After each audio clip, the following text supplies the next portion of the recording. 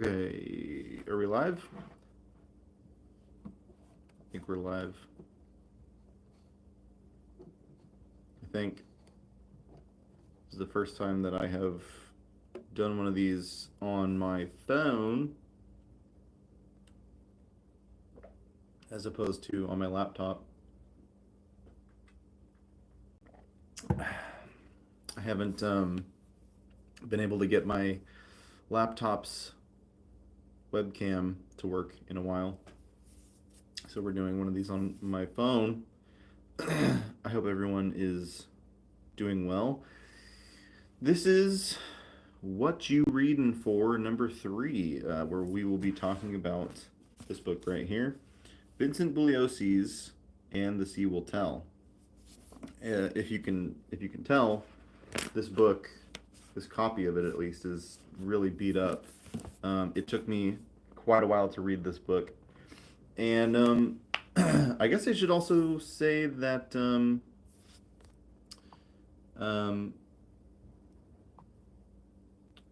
sorry, one second.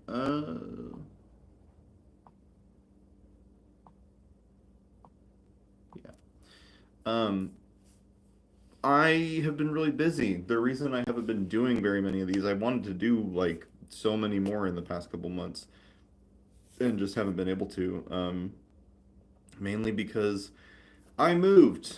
I moved from where I was living at, and that took a lot of time and effort, and just took a lot of focus away from um, going live and doing these little live streams. So I haven't been able to read very much, and I haven't really had time to live stream and talk about the things that I've been reading. So I want to try to do more of that um, in hopefully the last month or two of, or basically the last month of 2024, and then into 2025, also do an episode of What You Readin' For pretty much every book that I read. So in the time since the last episode, and now I have read And the Sea Will Tell by Vincent Bugliosi. I've also read The Hobbit by Tolkien, and I'll be talking about that one as well at a later date. I think maybe tomorrow I might go live and talk about The Hobbit, but I'm not like 100% sure. And I'm also currently reading Hyperion by Dan Simmons, which I'm enjoying quite a bit. So I also have been, because I'm going to school also, and so I had to read a significant amount of a book called Carper's Understanding the Law, which, for anybody who's going to school for a law degree, or well, actually a lot of people, a lot of different majors, I think, are familiar with Carper's Understanding the Law. Um, so that was fun. It took a lot of time to kind of read and digest. But I think it's about time that we get into it. Thank you, people, for joining us, and thank you for anybody in the future who watches this. I'm really, really excited to talk about this book. So, Vincent Bugliosi and The Sea Will Tell. Um, I guess there's going to be spoilers for this book if you haven't read it. Well, before I say anything else, let me just say the only people I can recommend this book to are people that are interested in reading, like almost 700 pages, basically 700 pages of dense criminal litigation, and law, courtroom drama, basically. Um, a large portion of this book deals with the courtroom proceedings over a murder case, a murder trial, that took place in, I believe, the early to mid 80s. The murder itself, or alleged murders or whatever, took place in the 70s, and the in the intervening years, there's kind of a lot of drama that surrounds Vincent Bugliosi, um, sort of figuring out how to defend this particular client. Um, So yeah, I really can only recommend this book to people that would be interested in reading just the ins and outs of an actual, murder trial and how defense lawyers create defenses for their clients and stuff like that. It's a true crime story, so people that are uncomfortable with that kind of subject matter, obviously, I would recommend stay away from this book. Um, but let's dive right in. So, And the Sea Will Tell is basically a novel by the man who was the lead prosecutor. I think he was the lead prosecutor, at least, on the Charles Manson murders. And so he later in life becomes a defense attorney, criminal attorney, and his general demeanor is one of he doesn't really defend people unless he truly thinks that they're innocent. Now, if that's true or not, I can't really validate. I mean, that's what Vincent Bugliosi claims about himself is that he only represents people that he thinks are innocent. So, again, whether or not that's true is kind of up to the reader. Um, Bugliosi, I will say, throughout the book, personally, I kind of got the impression that this guy is, while he is a very talented lawyer, and I mean, like he has spent a lot of time in the field and has done some very high profile cases. He's gotten people off of really crazy charges and stuff like that. I do kind of get the impression, though, moreover, that Mr. Bugliosi is kind of full of himself in a way, maybe a little bit narcissistic. That's just my opinion reading the book. Somebody who is very sure of themselves and confident to the extent that it kind of feels like maybe there's a little bit more going on there than just like innate self-confidence. That's just my opinion. Um, so the case at hand in And the Sea Will Tell is basically the trial of a woman who is accused of murdering uh, a husband and wife. I think they're married. I'm pretty sure they are. Two people on a deserted island in the South Pacific. And the beginning of the book kind of lays out how this woman, Jennifer, and her boyfriend, Buck Walker, end up on this island, how they meet this couple that are supposedly murdered by Jennifer and or Buck. There's really no like real closure in the book as to who actually did it. Spoiler alert, once again, I guess I should wave the flags right now. If you want to read this book, you should stop the video right now and go read it. Um, but there real for in my view, there really was no real resolute conclusion as to who the murder, the actual culprit was in this case. Um, and so Jennifer and Buck come to this island, which is called Palmyra, and Palmyra is this sort of like weirdly cursed place. There seems to be some like legends and word of mouth around Palmyra that like just bad things happen. There's a lagoon full of sharks that make it difficult to go swimming or fish while you're on Palmyra. The people that live there, which are not very many, there's really only people that are stopping by or like kind of come to this place because of its solitude. Um, the people that come to this island largely survive on like coconuts and canned food that they bring, and then fish occasionally when they can get them. Um, so Buck and Jennifer eventually meet up with this couple, Mac and Muff Graham, and um, it kind of seems like there is a disconnect there of just kind of worldviews. Jennifer and Buck are hippies, and they're kind of hippies in this like old school. uh, semi-libertarian-esque kind of like freedom above everything type of people. They plan on coming to Palmyra to like grow marijuana and sell it and get that money that they make from selling marijuana to buy food to continue their marijuana operation on Palmyra. Their plan is to come to this deserted island to escape the law. Really, I guess it's worth mentioning that Buck Walker, at the time of all these incidents, is wanted by the police in Hawaii for I don't even remember. He commits so many crimes over the course of the book that it's hard to recount which one he's wanted for at that time. I think it's like a break and entry. I actually don't remember.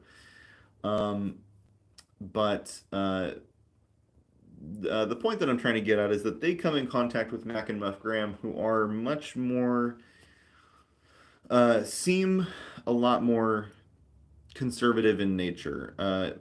I don't really get a sense of their politics, I guess, in And the Sea Will Tell, what they believed on like a personal level, but their demeanor and uh, their attitudes definitely seem a bit more just like upright and state-worthy and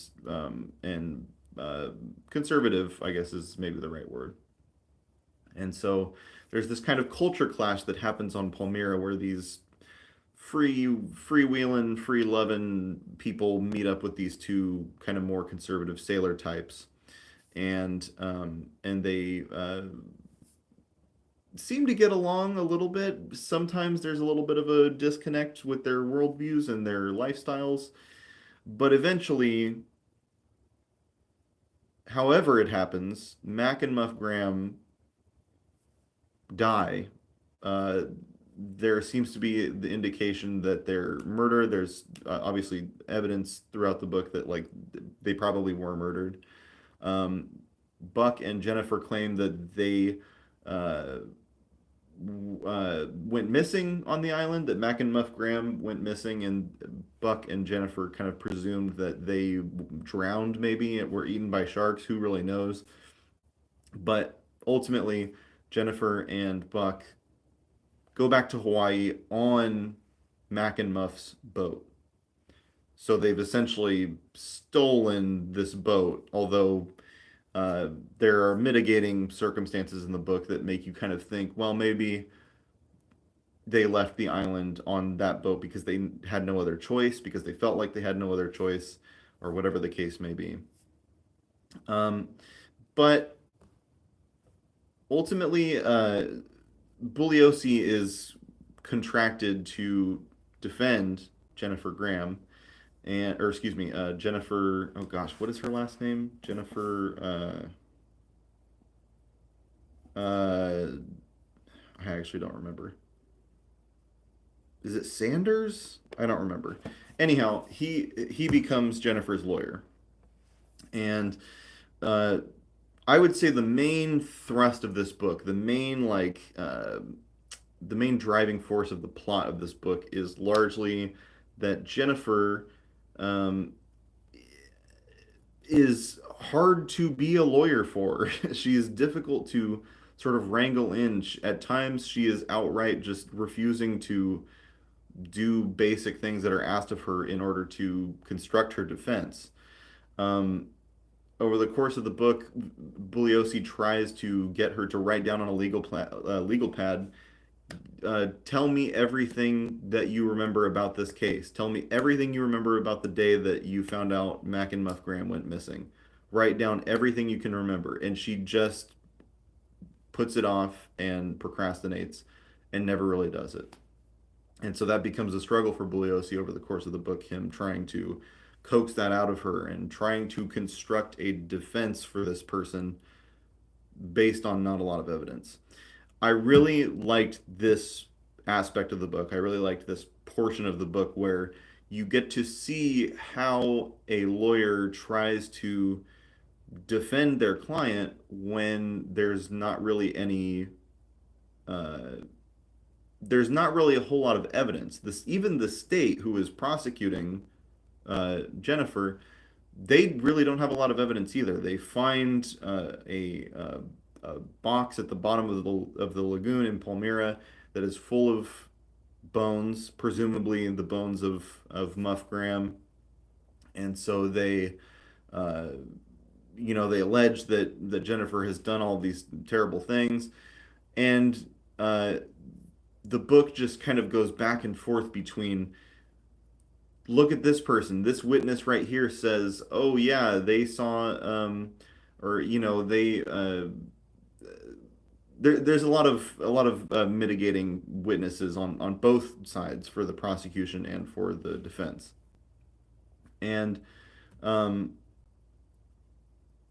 so what I think is like the important bit of this book, what makes this book more than just a true crime story or a courtroom drama? Because that's on face value, that's kind of what it is.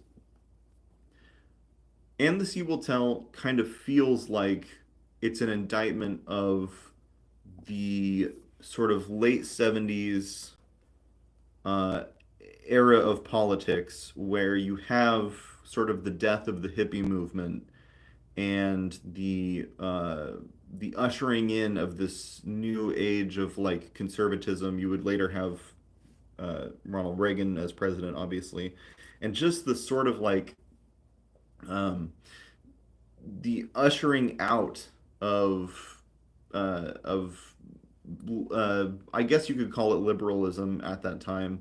Um, you know, people that were products of the flower power movement and their ability to tie together concepts of free love and anti-war and all of these things with what would kind of nowadays be associated with like modern day conservatism, gun ownership and personal freedom and stuff like that. Um, the latter day hippies kind of marrying these two worldviews and then like seeing that butt up against Mac and Muff Graham, who are kind of like status quo upholders. I don't mean that, I guess, in any disparaging way, if it could be construed that way, because Mac and Muff Graham, by all accounts in the book, seem like very wonderful people. So I don't want to make it seem like that's derogatory in any way. But so on an ideological level, or on an ideas level, this book definitely kind of puts forward this sort of central conflict between the hippies and this sort of button down couple. And from what I understand, Vincent Bugliosi is a kind of run of the mill, like Obama level liberal. Um, I think, at one point wrote a book about like if he was going to prosecute George Bush for war crimes in the butchering of the Iraq conflict. Um, that like the book is about like how he would do that as a lawyer, how he would prosecute George Bush as a um, as a um, as a war criminal.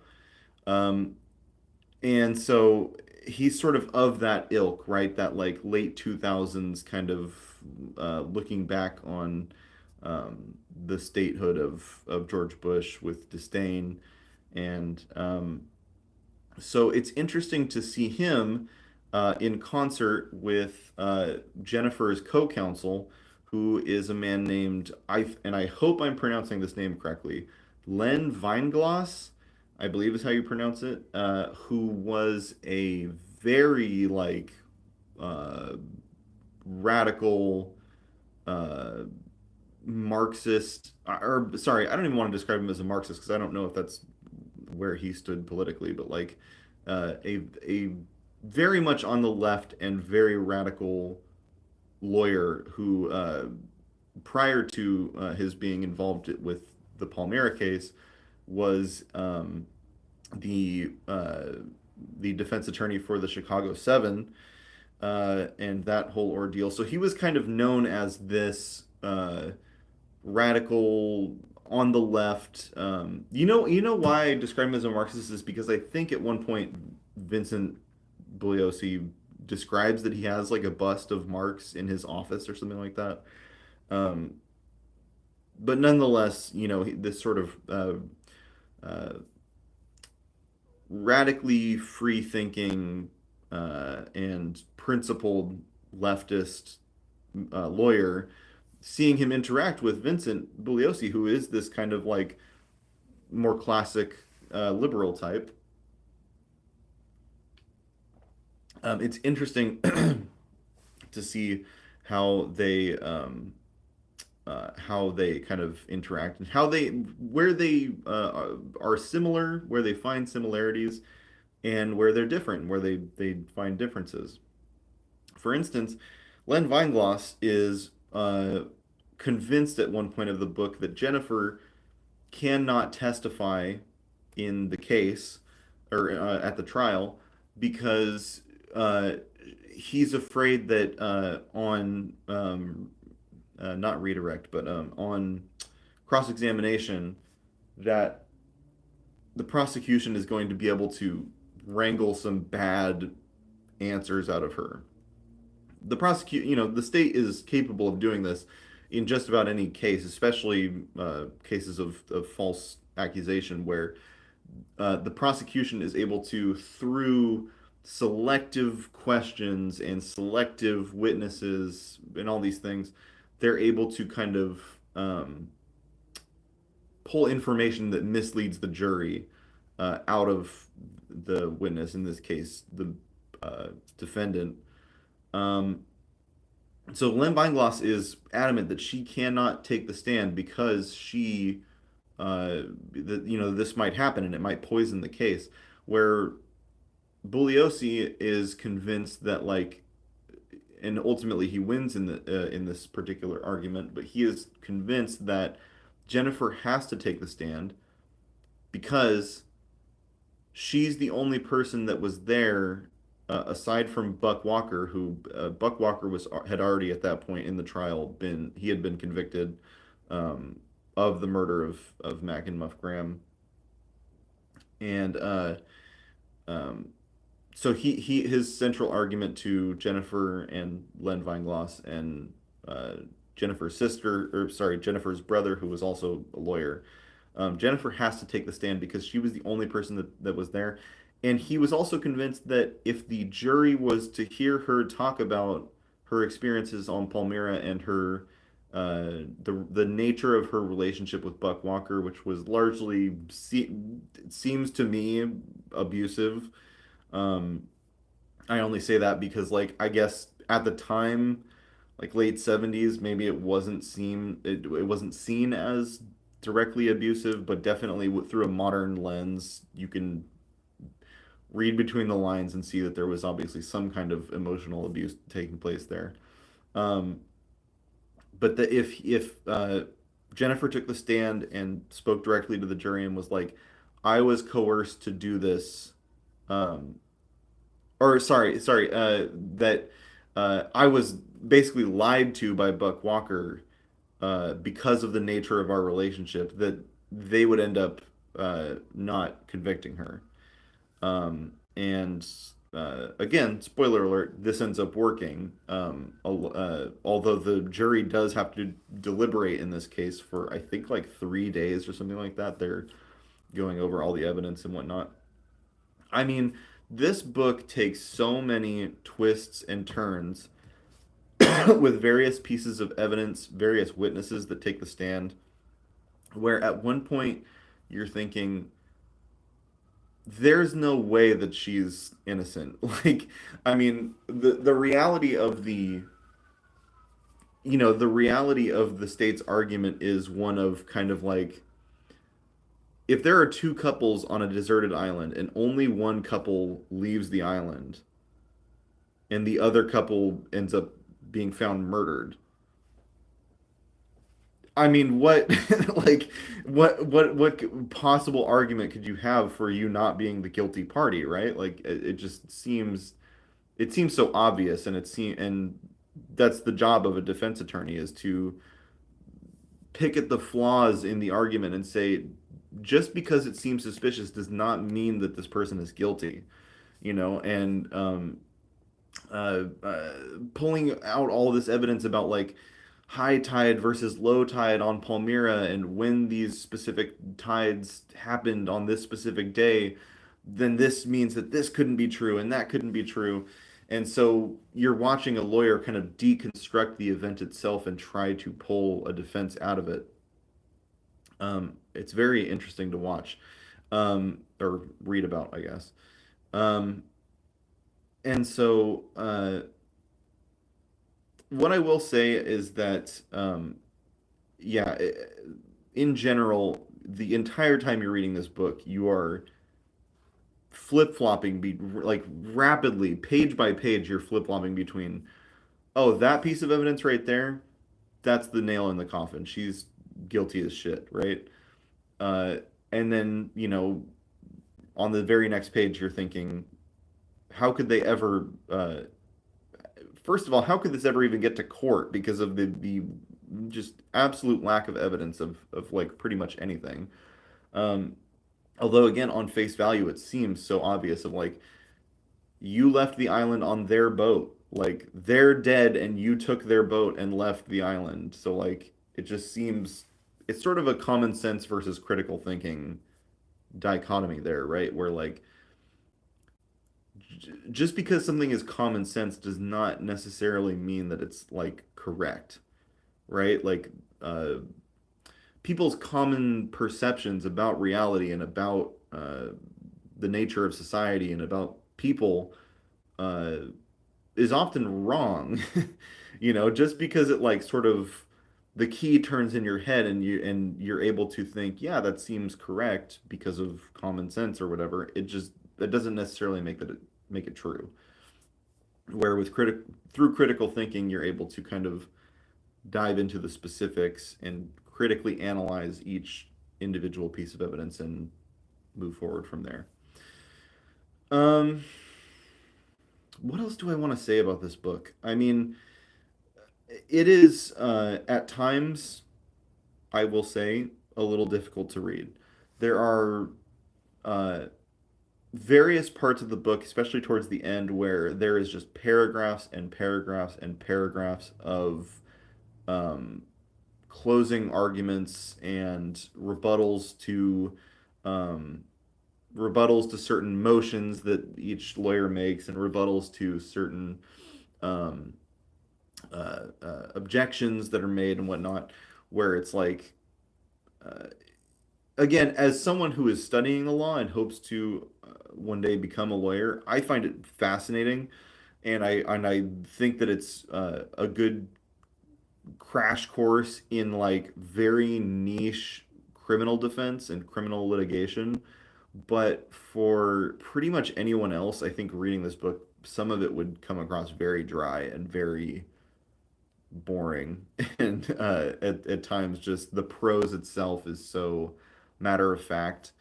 Um, that, I mean, with courtroom stuff, sometimes you want the writing to be that way because you just want the facts of it so that you can personally parse out um, what you think is true and what you think is false. But as a book, right? It's not a textbook. It's a although it is nonfiction, it's meant to have some flavor to it. Sometimes that flavor I found a little bit lacking. Um, I will say too, I'm not sure if you can see on the cover here that Bruce Henderson, what I guess like co-authored this with Vincent Bugliosi. So I'm not sure how much of that prose comes directly from Mr. Bugliosi and how much comes from Bruce Henderson. I'm not sure what the ratio is there of um, how the writing was handled or how it was delegated.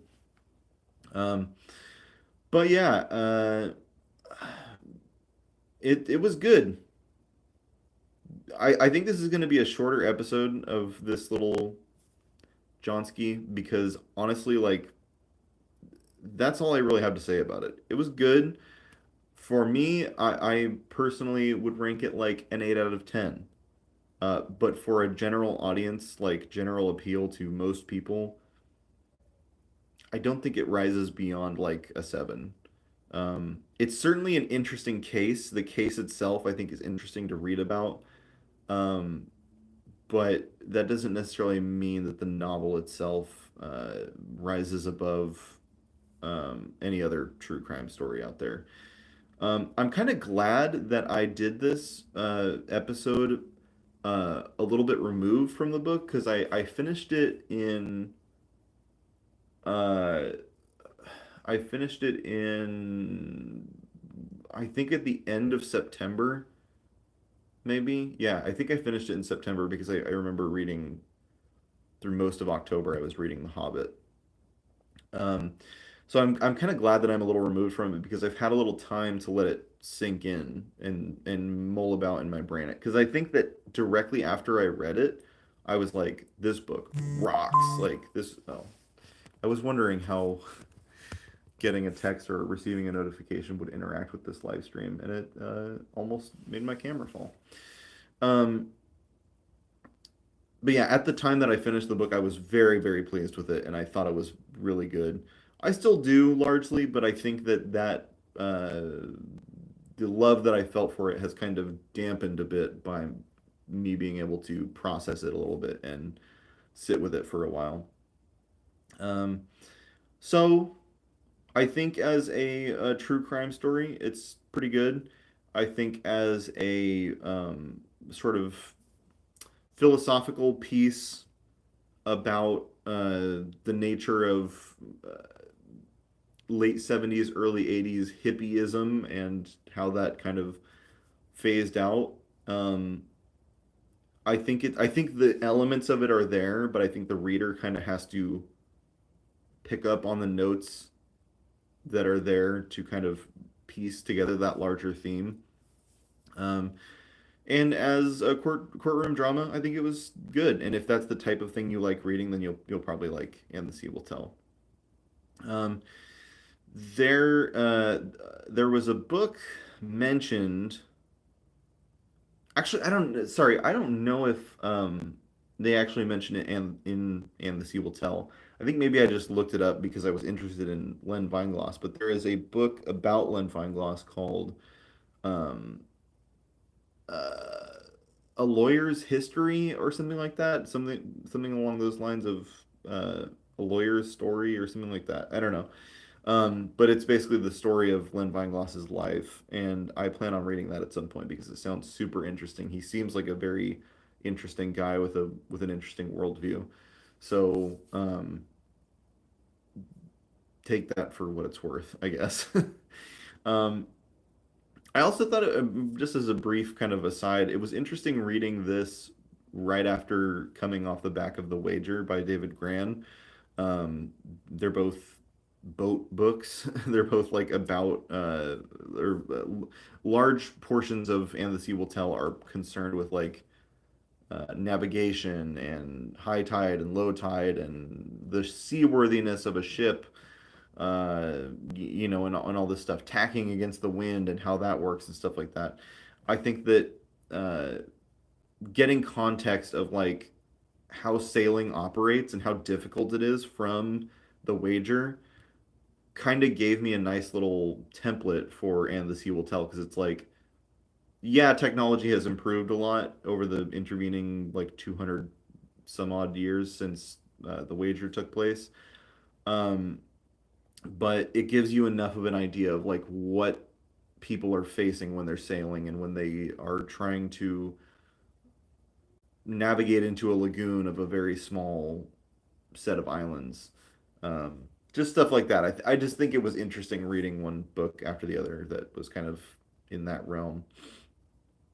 Okay, so um, that's And the Sea Will Tell. I think that's pretty much everything I have to say about it. Check it out, folks. Sometime in the next couple of weeks. I am hoping tomorrow, but I'm not really sure if I'll get to it tomorrow.